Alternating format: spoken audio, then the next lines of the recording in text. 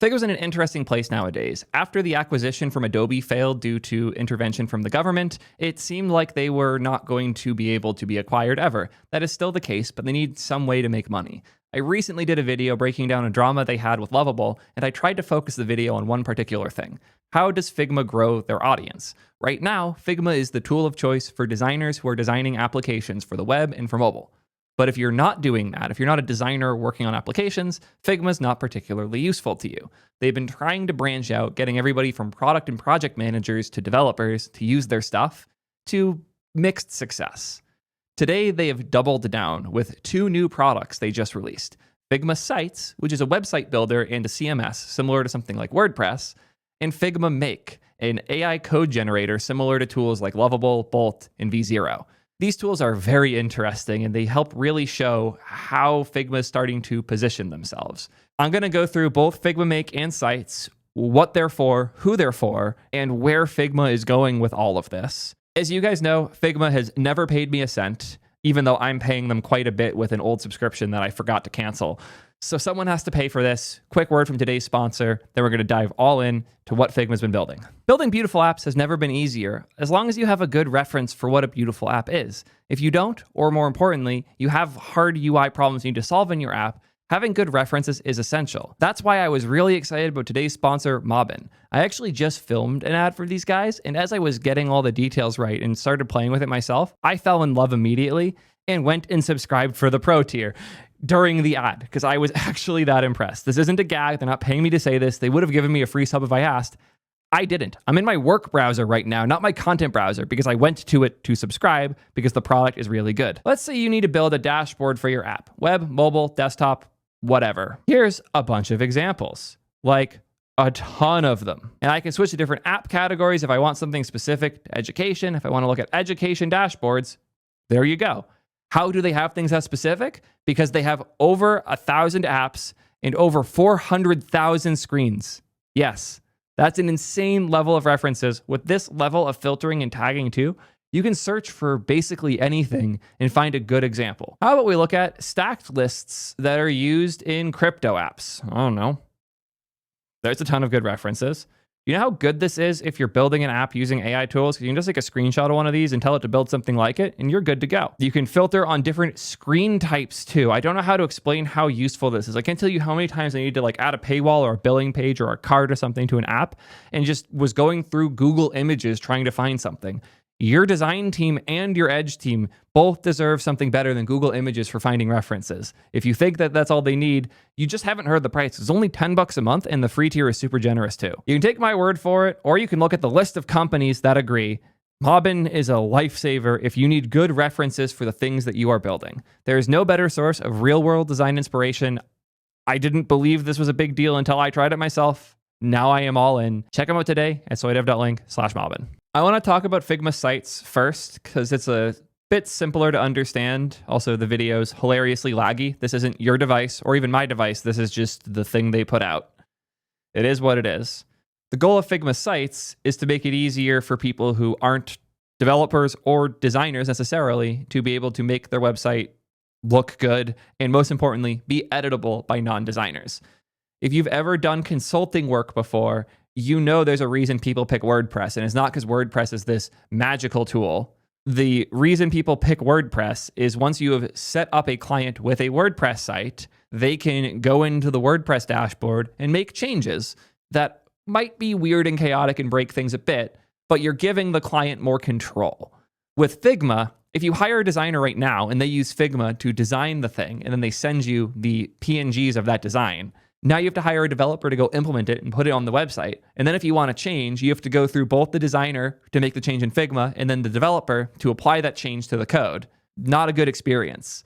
And Figma knows that this is a thing that's going to become an existential risk to them, because right now, that designer, they might lose their job, because a lot of the people hiring consultants, they don't want a groundbreaking, high quality design. They want something passable that looks good enough so they can get back to doing their business. That means that a lot of these people are going to be more than happy with decent 6 out of 10 quality AI generated designs and applications. As such, Figma might be at risk for that design pocket that they currently own. Cool. There we go. Okay, it looks a lot better on their website than on the Twitter video. So we still have all the fancy multiplayer stuff, all their crazy layout shifting, auto layout grid stuff they just put out today. But the cooler part here isn't just like multiplayer graphics editing for a web page. In the video they showed, there's a publish button now. So you can just click it and ship the thing that you were building. And soon they have prompting coming for it, where you can prompt to build the site. I did notice they didn't talk about this part particularly loudly. I have a conspiracy about why in a minute. The other part that they mentioned that isn't there is that they have a CMS coming, a content management suite. This will make it a lot easier for your clients to add a blog post or make changes to the content on a page without needing to go into Figma directly. If they can pull that part out, that'll be huge. But this again, like this is competing with WordPress. I think the role of these tools will be much clearer if we think about the flow that things would go through, even like 5 years ago. So I have a business. I want to make a website for it. What do I do? Maybe I go try to learn how to code, realize it's hard, and then say, okay, we need a website. So I hire a consultant. They're like, okay, we need a designer. So I hire a designer. So I have a designer. The designer has a design that they make in Figma. They send the Figma design out as a PNG or whatever that goes to the developer. The developer builds it, we'll say with WordPress, and that gets handed off to me. Now, when a change needs to happen, I have to tell the designer what I want. They make the change in Figma. They hand it to the developer. The developer adds it to the WordPress site. And now I, the owner, have some amount of control where I can make some changes here. So pretty normal flow. I think we're all somewhat familiar with this. So what's changed?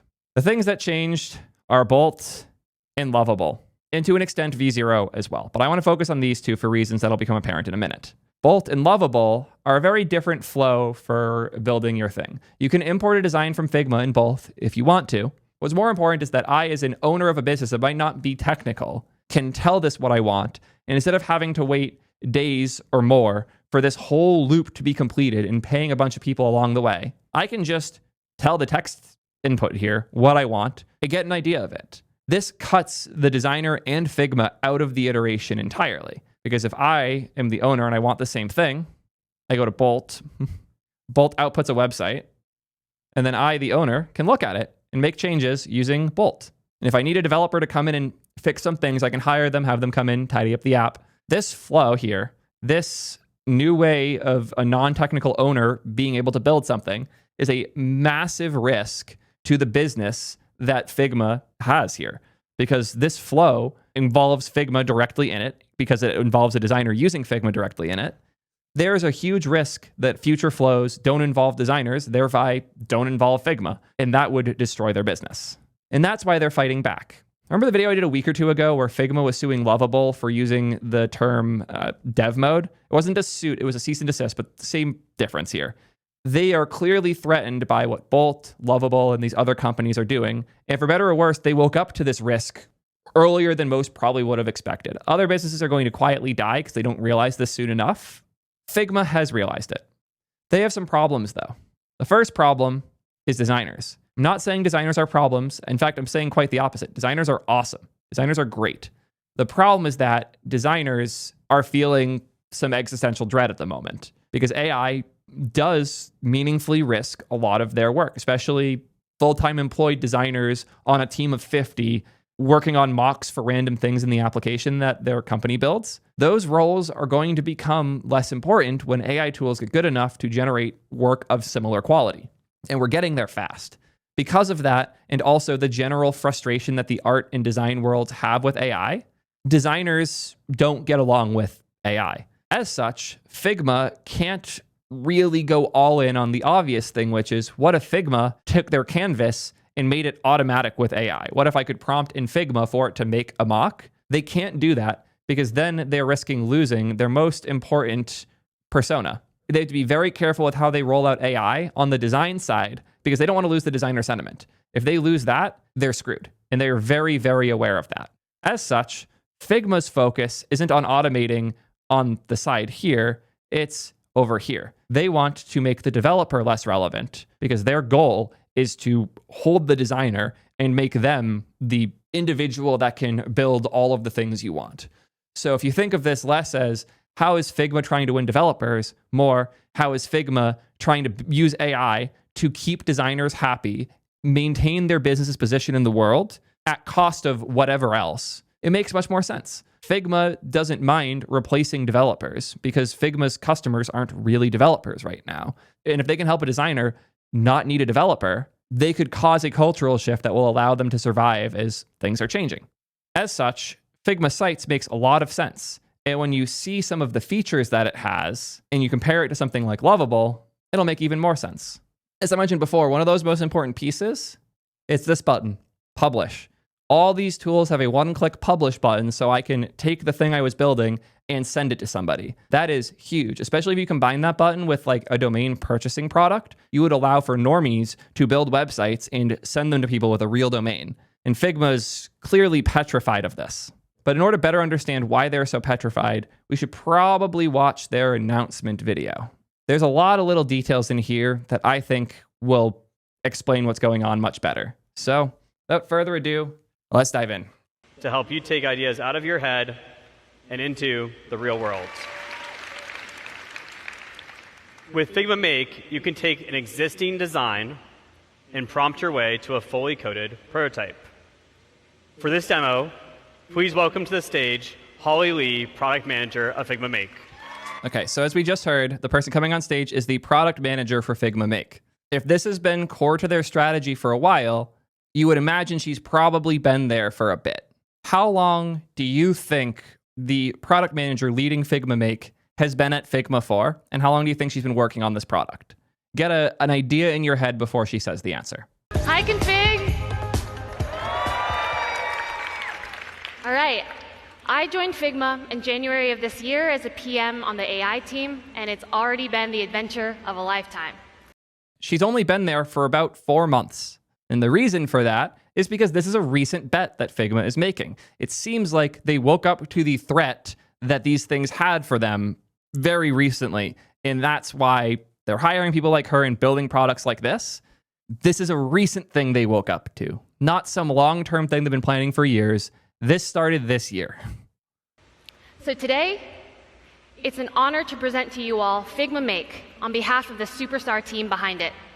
Yeah, they presented the input box on the stage. This is how they announced the feature, including the Claude 3.7 sonnet in the bottom right corner. I don't know about you guys, but the designers I know aren't particularly versed in the intricacies of different models and how they differ. My guess is that either the team making this is so AI-pilled that they felt like they had to put that there, or they have a partnership with Anthropic that involved them putting that there. I think the latter is more likely. We're building really rapidly, shipping new features and improvements every week. And while it's still really early, we're just so excited about all the ways Make can change how we design, iterate, and explore. The interesting points we get to when she pulls up an example. Okay, like most makes, you're probably going to start with an existing design in Figma. So here, you can see my team is prototyping a music app we're calling Earworm. Note that this is a normal Figma app that they designed using Figma. This isn't an AI-generated UI. They recommend that you start with the UI already in Figma and then bring it in to the Figma Make product. Again, they're trying to not scare designers. They're trying to keep designers from feeling threatened by the AI for as long as possible by empowering them to do more. They're trying to give designers capabilities outside of their norms without threatening the thing they actually do. The close comparison I could think of for this is something like Copilot with VS Code back in the day. Copilot wasn't threatening to automate our jobs by writing our code for us. It was offering to help us with parts that were tedious and annoying as we did our work. They aren't doing that. I'd argue things like auto layout are kind of the equivalent there in the Figma world, but it's the same mindset of not threatening the thing that you do for a living, just augmenting it and making external dependencies of it better. Now let's say we just want to explore how this core player element will feel, right? How the CD is going to spin, how those buttons will feel like to click. Now, historically, prototyping even a simple design like this would have taken a lot of noodles, maybe an engineer, maybe switching to a different tool. But today is not that day. Now, with Figma Make, you can play with your designs just as you created them, all in Figma. all we're going to do is take that core player frame, copy, and paste it into the Make prompt box. And I'm just going to say, please make this CD player interactive. The CD should spin when I play a track. Thank you. Remember to be polite to your large language models. And because we're Figma, we're not just giving the model an image of your design. There's an important button in the corner right there. It's hard to see right now, but it says publish. It's very clear what they are going for. And it's kind of funny when you remember this is the same company that went after Lovable for using the term dev mode when they're ripping the entire user experience like piece for piece. But yeah. We're passing the design itself, including all of that structure and metadata. The model can reference the layers in your design, understand.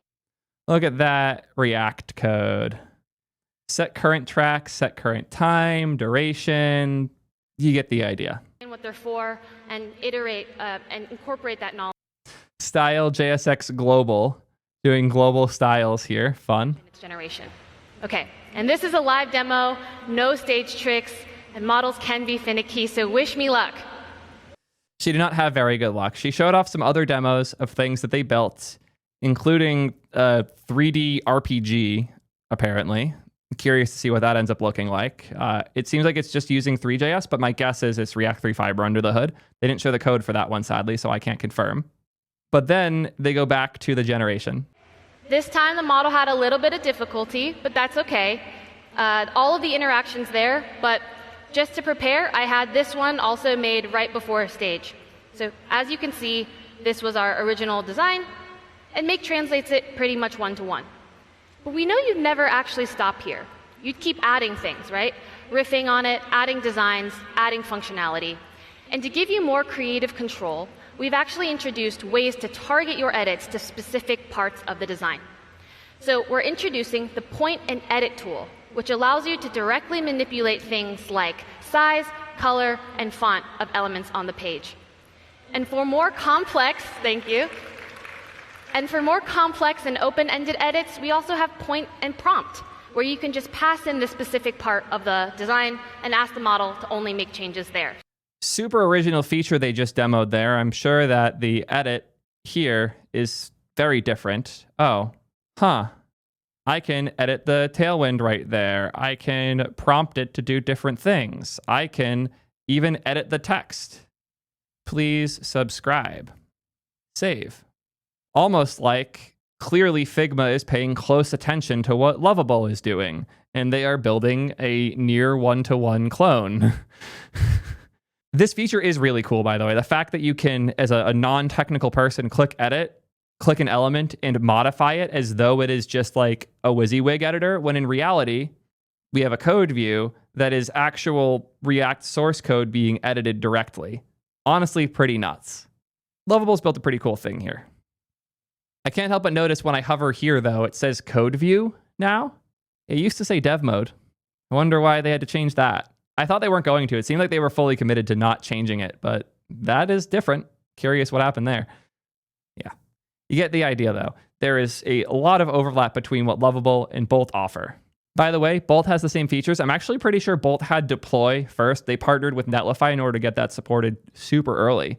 But they also have the inspector, where I can click on a thing and I can prompt to change it. I don't think it has the same like inline text editing that Lovable has, but you can tell it that you want to do something different, like tone down the glow. It's a bit much.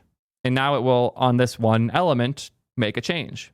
You can see how useful this would be for a non-technical person. Maybe somebody who's not even a designer can get something roughly how they want here and then click through and tell it, I want to fix this, I want to fix that. Is it as fast as the developer doing it themselves? Probably not. But when you consider that the developer had to spend thousands of hours learning how to code, and the person doing this doesn't have to have any code experience at all, suddenly the product makes a lot more sense to have exist. And look at that. It toned down the glow. Nice and easy. Make the CD spin more 3D. All right. But these are only my edits. And one of the best parts of Make is that it's all in Figma. So the gang's all here. What I would actually want to do is collaborate on this design with my entire team. So as a parting note, let's see how my team would take earworm. All right. Okay, it looks like the gang's all here. Earworm 4.0 has gotten quite a facelift. And it looks like Greta and Noah have even added a real AI DJ experience. Give me a song. We know a lot of you are probably prototyping and Chat UI overload. We need like one more in here so I can chat. Like if this was on YouTube and we had the chat so I could talk to the video that has the AI app builder with a chat that built a chat into the AI chat. Oh God. Yeah. And I can promise you, as a person deep in the music world, the last thing any musician wants, any DJ especially wants, is a fucking chat interface. And you can not only rig this up to other models, but you can also rig it up to real data sources. So we can fetch real audio tracks for all of these music tracks right here. Now, my team and I have had a blast building Make, and we hope you all have as much fun using it. We're only just getting started. Knowing Figma as well as I do, this is one of the earliest states they've released a product in. Normally when they release things, they're like more demoable. Like the one demo they tried live failed outright. It seems like this is them firing a warning shot as much as it is them shipping a real product that you can use today. But that's what Figma is meant to be. All of this is Figma fighting back in a world where their product is at existential risk. I went from spending a decent amount of time in Figma to almost none over the last year and a half or so. And I know I'm not the only one. These AI tools made it so we didn't have to have a full-time designer and we could build a real product people love. I then obviously had to bring in help for T3 Chat because it was not very pretty, but now it is. And that was quite an experience to get there. And Figma was not part of our design process there almost at all, which is crazy. And thank you, Dom, for all of the help with the redesign, by the way. You get the point. Figma's role is quickly getting squeezed out.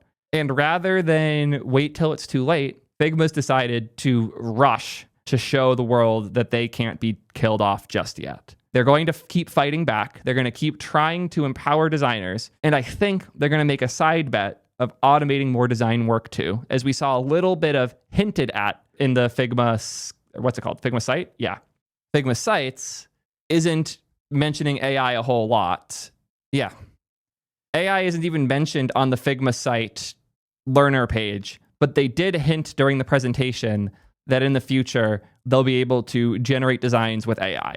But it's very clear where Figma stands. They want to avoid telling designers that their jobs will be automated with AI. They want to show designers things that they can do with AI that they couldn't before. And I think this is going to be very exciting to those designers. I know the best designer I ever worked with when I was at Twitch, she wanted to do really good testing of her designs with users before developers put all the time into building it. So she learned a bunch of like basic HTML, CSS, JS stuff to make mocks of her own designs from Figma so she could put the UX, even if it was entirely mock data and didn't work, so she could throw it in front of real users to get their feedback and see how they navigated the experiences she built. Is this going to replace the developers that would have had her work handed to them? Absolutely not. But is this going to allow for designers like her to do better feedback loops? Is it going to allow for more designers to do the things that she did? Absolutely.